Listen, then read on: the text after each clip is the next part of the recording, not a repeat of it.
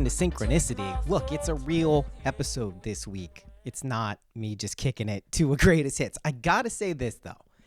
The greatest hits episodes, the replays of the ones I've been doing, have really been, people have been liking them. I think there's something to be said for that. I forget sometimes that I had all of this stuff recorded.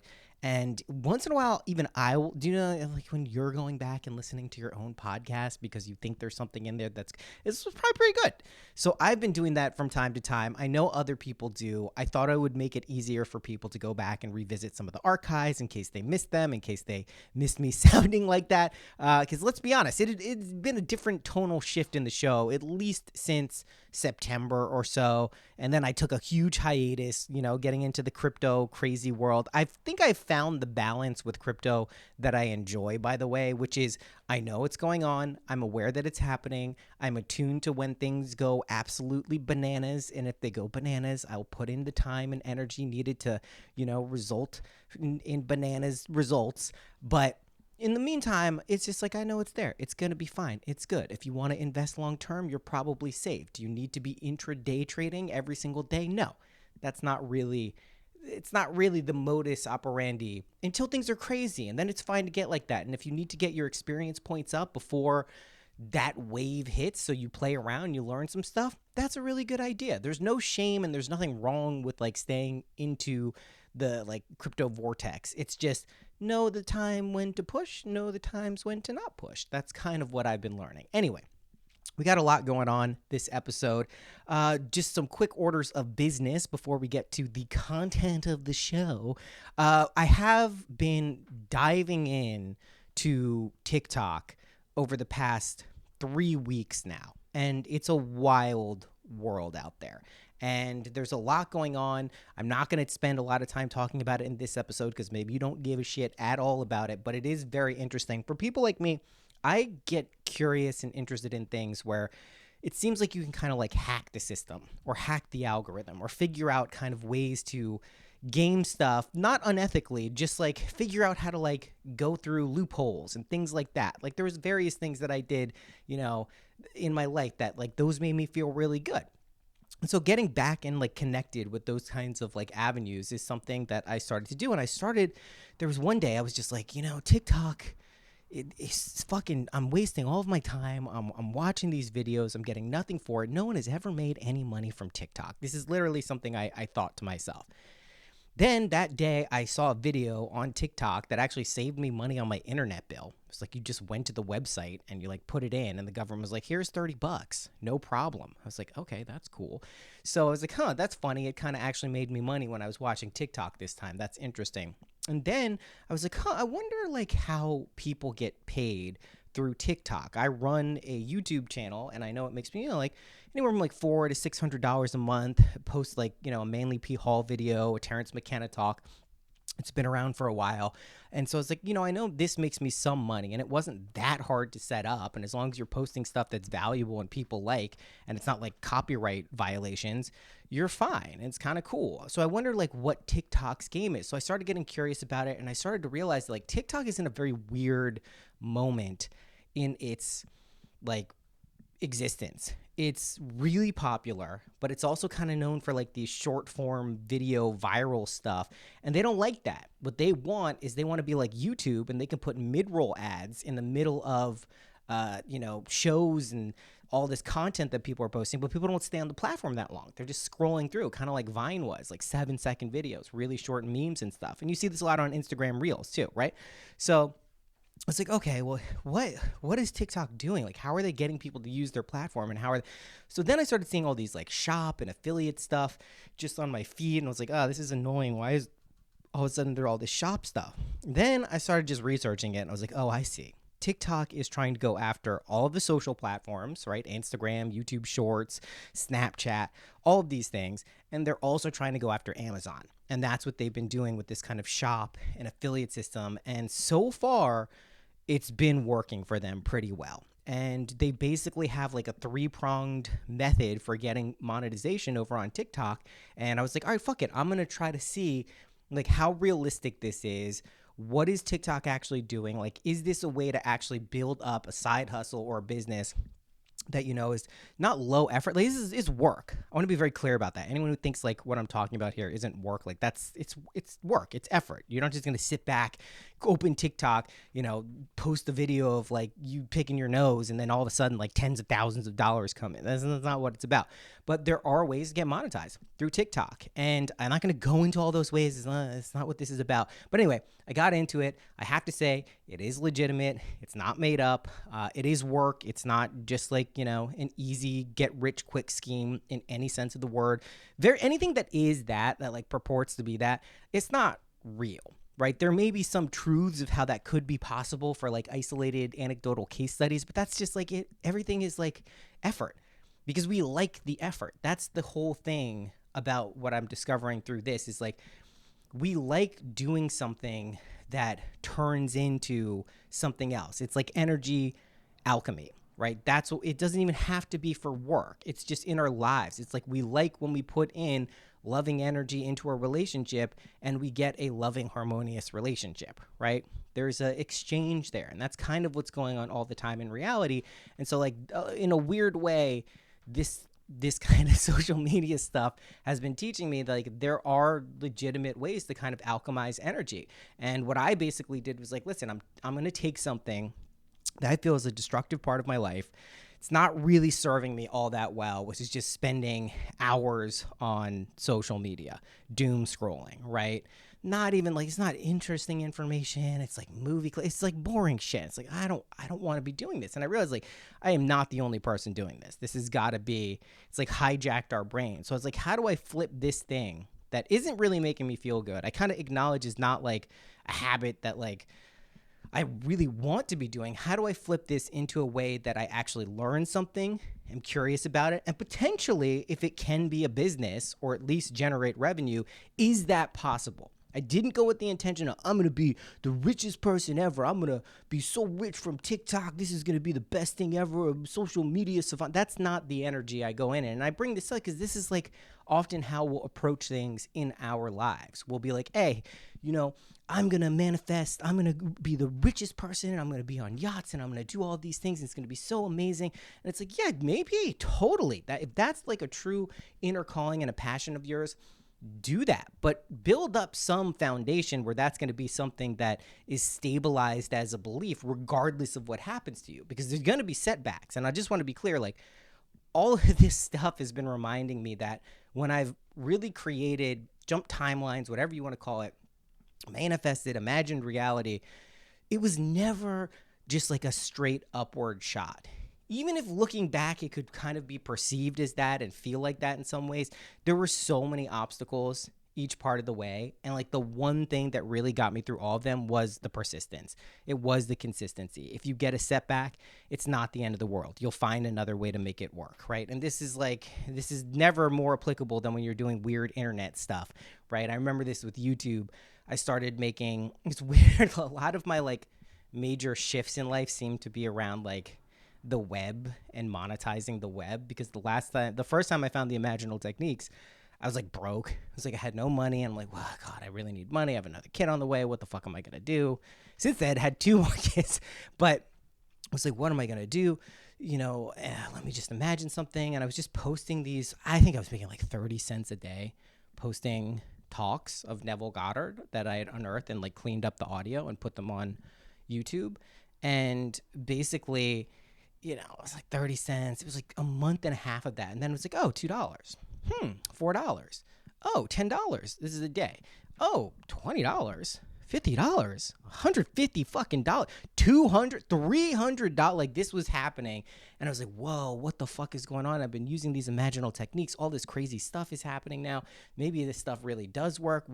This is insane. And so then I got demonetized, like right when I was at like my peak euphoria, being like, I did it. I figured it out. I know how to do this. This is going to be the easiest thing in the world. Like, holy shit, I'm a genius. This imaginal stuff is the best in the world. Nothing will ever bring me down. Boom. I get an email being like, hey, your platform doesn't meet our your channel doesn't meet our standards.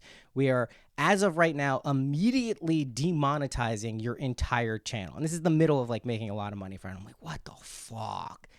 So normally, if I hadn't, I don't know if it wasn't, I hadn't been doing the imaginal techniques, but there's definitely a part of me that would have been like, oh, okay, game over. Tried it, didn't work, bummer. Like super not cool. This isn't great. This is bad. But I was like, nah, I imagined that this was true, so it has to be true. So let me see what else can be done here. And then I was reading about it, and some guy suggested reach out to Twitter support, YouTube support on Twitter. It's the only place anyone ever gets back to you. You get one shot. They manually review your channel. They see if it's legitimate or not, and then they'll make their determination right there. That's your whole fate decided by that one person, this random person behind a Twitter account. Okay. So I looked at another video that was like, here's what you do if you got demonetized and your channel's legitimate. These are the things you can do. You can make like a personalized video explaining what your channel is, so people like don't think it's just like a spam cut and paste channel. It's like, all right, I did all this stuff, hit up the Twitter, got back to me in a day. I think it was literally one day. And they're like, oh, you're good. And turned back monetization on, man. I was like, what the fuck?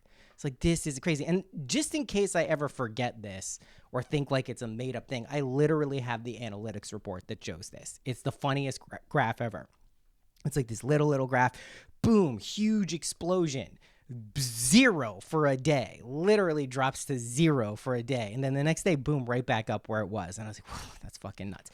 And the lesson in that is like, I could have easily just been like, oh, that's it. Like, I didn't get what I wanted. And I think that skill is particularly helpful when we're doing things that we think are not possible or difficult or, oh, it will work for someone else. And this is kind of what I was discovering with the TikTok stuff, like with my own viewpoints. Like, also, just to be clear, like a lot of people don't take TikTok seriously because it hasn't been a very serious platform, right? And so people are like, what, are you gonna just go on there and make like funny dances with Zoomers and, you know, move your hands and lip sync all that stuff? And it's like, yeah, that's like one side of TikTok, but obviously it's just a platform.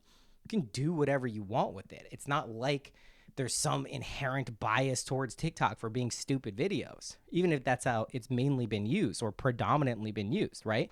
It doesn't mean that's the only thing. So I was like, all right, I have this bias against what this is. I see the way the creators are having to make their money, and I don't want to be an influencer, like selling your soul. It's so stupid. And it's like, okay, maybe there's a way to do it where you don't have to do that. You don't have to get in front of the camera and like sell stuff and like do all these things. Maybe there's another way. So I just started researching all this stuff, and lo and behold, there is a way. Now, mind you, I've been doing this for 12 or 13 days. I think the main account I set up, which is like a facsimile, it's just like spiritual clips. It's nothing mind-blowing. And to be clear, I do not think this channel is like going to be raking in dough in terms of views. You know, it's getting anywhere between at any given time like 600 and like 5,000 views per video. I like them. They're good. I would watch the channel. I'm not posting stuff that like I wouldn't watch. That doesn't even have to be your barometer. If it's something you know other people will watch, that's fine.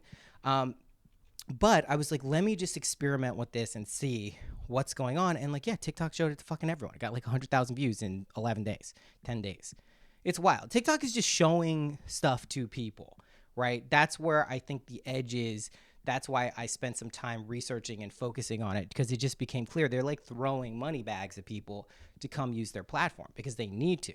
They have to figure out how to monetize this thing. It's like so many people paying attention. They don't want to make the same mistake as so many other companies where it's like, hey, everyone's on here. It's amazing. But like, we don't want to just bleed out money. And advertising is the model that works online. And they all have to figure out how to get their ads in. And that's what TikTok's doing. Anyway, enough about TikTok. I'm just bringing that up. But one thing I will say is there is a webinar I'm doing. It's basically what I just said here, but just kind of expanded and with details on Monday. Monday the 4th, I think it is, February 4th. I am doing a webinar. It's $5. You can join. People have been asking me, is it going to be recorded? Yes, it will be recorded. I don't know if I haven't, depending on how it goes, I don't know if I'm going to be like releasing that for people who signed up and couldn't make it. So if you can make it, sign up for that. That's what I'm saying. If you can't make it, I wouldn't sign up personally. That would be my advice, because I may package this thing if it's cohesive and there are like good interactions and questions, and be like, hey, you can get this thing for like a few bucks, right? Makes sense. Just I don't know what I'm doing with it. I want to see how it goes. I don't want to say, yeah, it's recorded, just you can get it.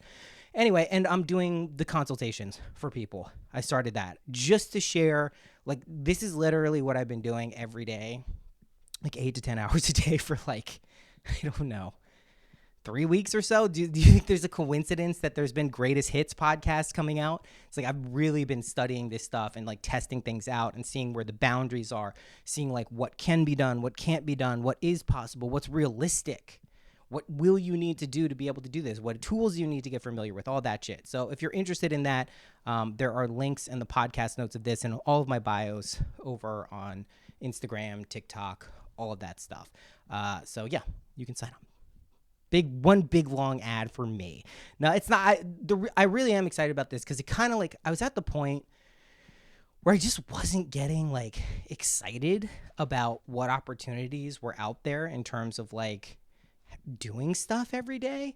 And I was like, I can't get jazzed up about this. Like, I had the podcast. I really enjoyed doing that. I really enjoy making music, but I always kind of want to look at that more as like a hobby and a creative outlet rather than like full on monetizing it. Listen, if someone wants to pay me and license my music for thousands of dollars, be my guest. Don't get me wrong. But I was like, I want to be able to like figure something out, communicate what that is, and then do that every day and see what happens. And so when you rediscover that, I think for a lot of us, that's like a critical part of our makeup, our being, right? Like we want to be able to effectively feel like we're doing something productive every day. And some people may say, well, that's a trap. What is productivity? It's just a state of mind. Why do you want to feel like you're productive? I don't know, because it feels good.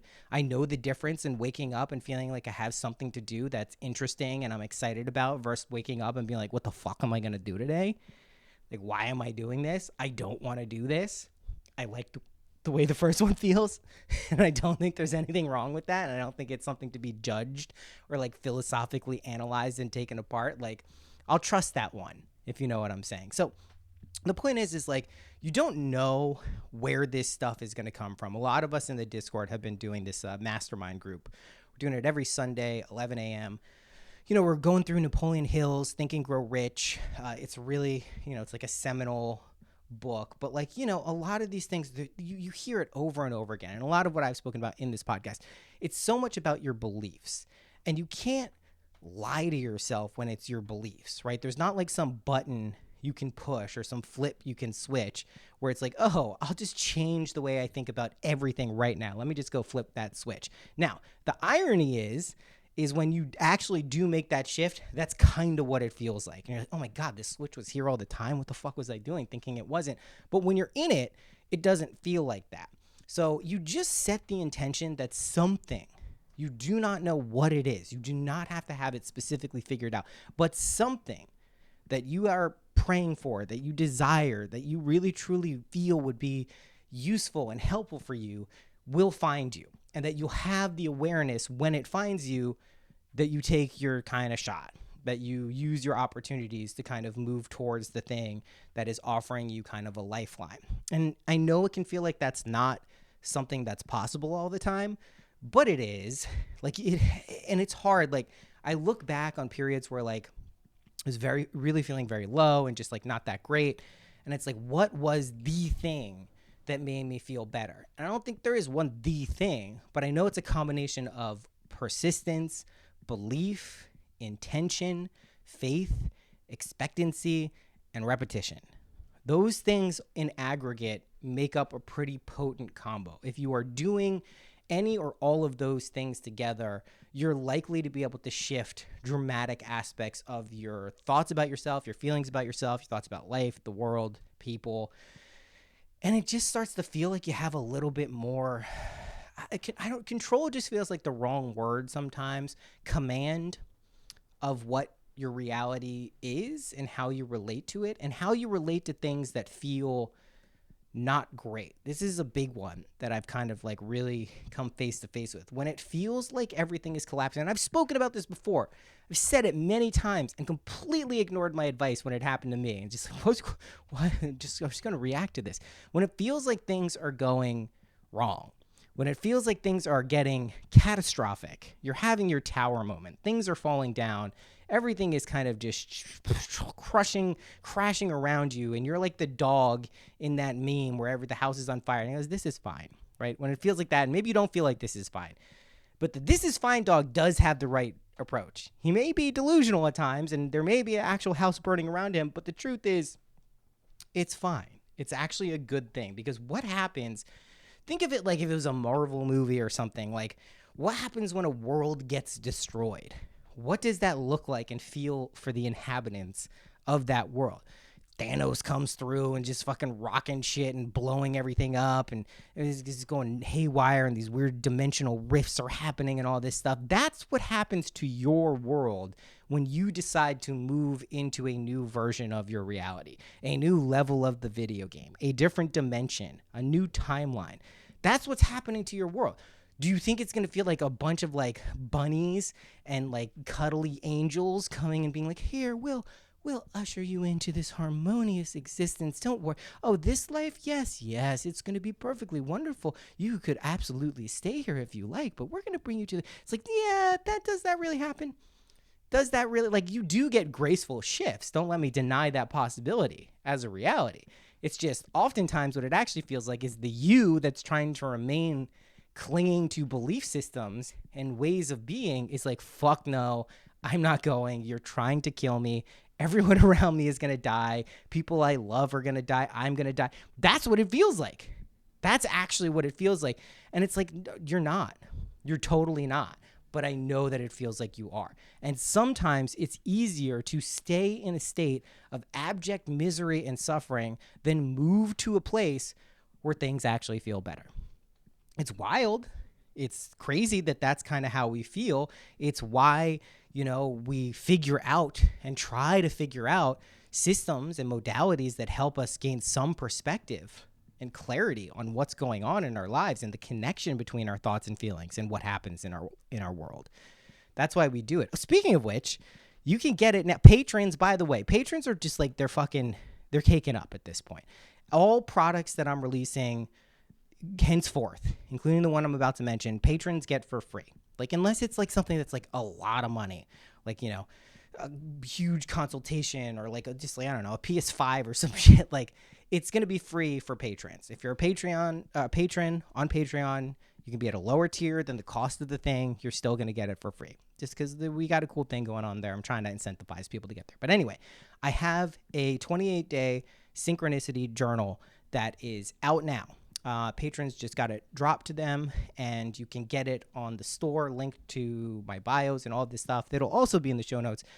It is a printed home journal for now. I was looking to make it a physical journal. The issue I'm running into is for like the drop shipping and logistics of like getting these things out and keeping the price like reasonable. The content in the journal is like, there are multiple different layouts. It's not just like a journal with like Synchronicity slapped on it and be like, here you go, $50. It's got like different pages. It has it actually has 7 imaginal exercises, but 1 a week, and then like daily check-ins with how you're feeling. All this stuff, and a free-form journal after that. Basically, I have to find a place that does this to my liking, because I'm not going to like create a physical product that's shit and it's just like garbage that people aren't going to use. So if I find one, when I find one, I will absolutely make this a physical thing. I also tried to like do a fillable PDF type thing, and it was infuriating. It was driving me nuts. I was on my phone. I'm like, why won't it tap? Why can't I enter this? It was just driving. I was like, people I don't think are going to like this. If I'm getting mad about it and it's my thing, I don't think people are going to enjoy this. So I scrapped that concept. But what you can do is download the PDF, print it at home, I don't know, or Kinko's still a thing? Print it somewhere. Print it at your parents' house. That's who has printers, right? All of our parents' house. Printed. I do have a printer, but you print it out and then you have a journal, and you can do it from there. If you have a color printer, here's colors. It's nice. If you don't have a color printer, it's all good. It'll still work. But you can get that. It's 28 days. We're starting it in the Patreon on tomorrow, February 1st. Unfortunately, February fucked around this year and is a leap year. It's like, oh, it's going to line up perfectly. 28 days for February. Amazing. Boom, 29 days. Nice. Cool. Appreciate it. So that's there. But this, again, this is just something you go through. What made me think of it is like you look for the things that can actually help you gain some perspective and clarity on what it is you're doing. I've also come to the realization that sometimes I put myself in extreme states of suffering, lack, right? Just because the overcoming of those states also, it feels really good. It does.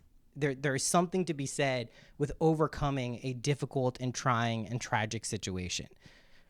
It's a very unique feeling. It's different than the feeling of like everything going great all the time and being in constant state of flow and nothing ever being bad, which is also nice, but there's a particular resonant quality to being like, this thing has been fucking my shit up for so long. I've been holding myself back for so long with these subconscious blocks and judgments and shame.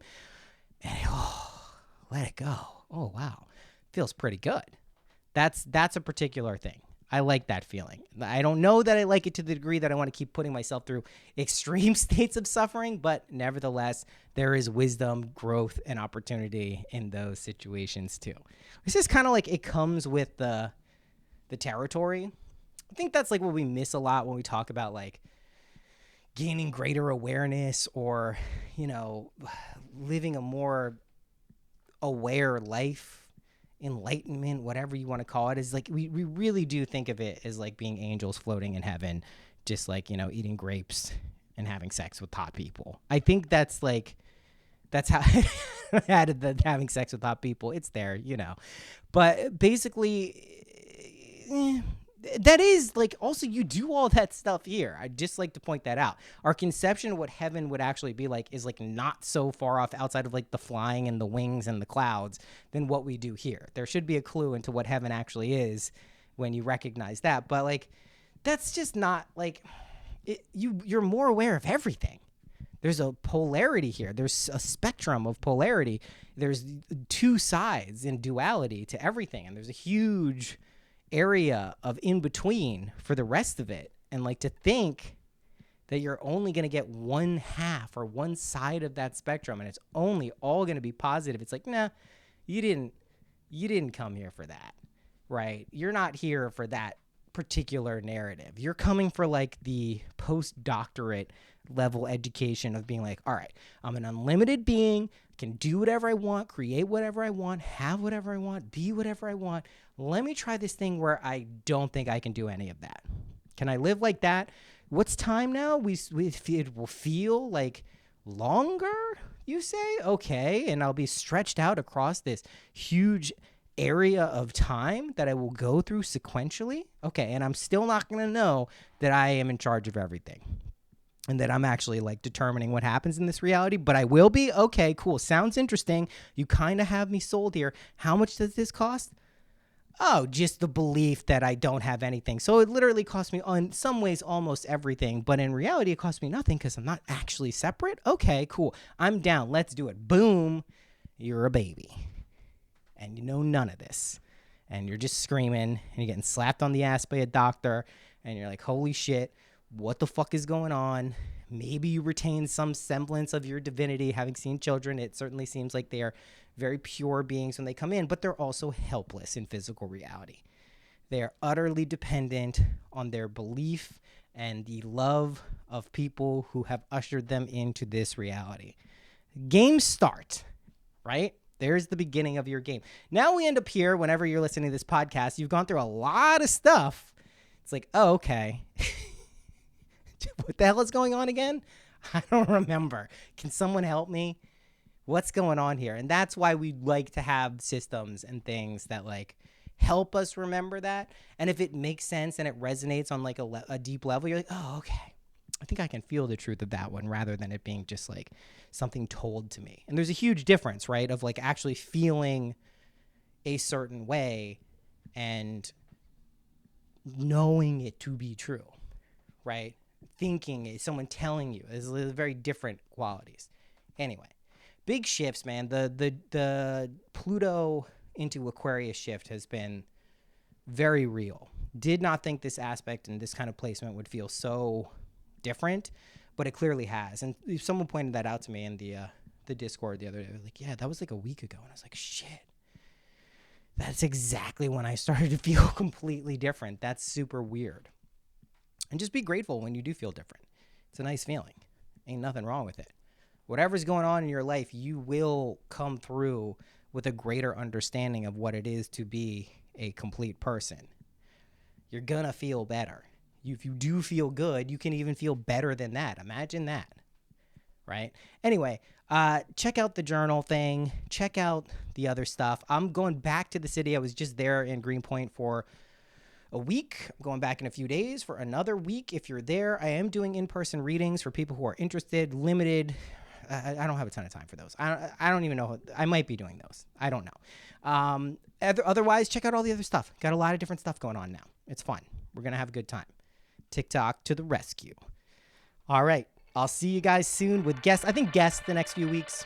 And I'll just do greatest hits forever. Is that cool? Everyone cool with that? Email me at noah@syncpodcast and tell me. I would just like repeat episodes.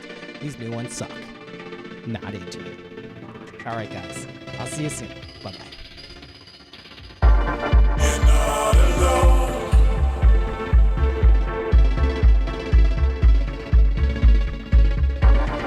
Open your mind.